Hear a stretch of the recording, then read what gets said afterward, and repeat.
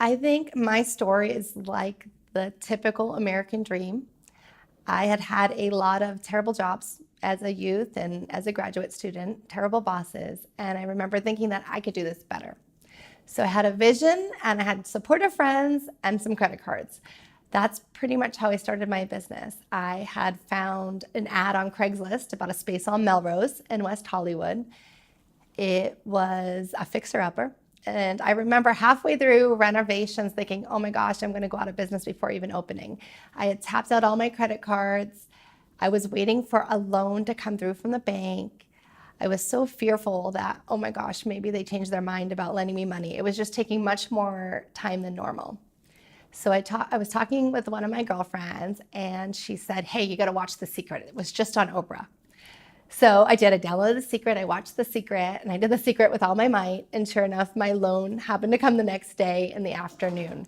So literally kept me going, and I was able to open my business at 26 years old. For me, being an independent woman and business owner was paramount based on my childhood experiences and just my experiences in life. It was really important for me to feel like I had my own source of income and independence. I remember having a vision, but no real idea of how to get there. I just knew where I wanted to go and just trying to figure it out as I went.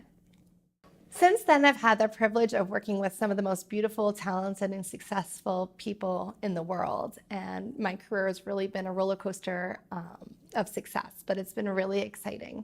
Since launching my original business, my first eyelash bar and makeup studio, my mission has kind of evolved into building this beauty brand of wellness and beauty. They have to go hand in hand. You can't have beauty without wellness, but also to empowering other entrepreneurs to launch their businesses and helping them succeed in their industries by providing them with better quality products, but also the training on how to compete on things other than just price.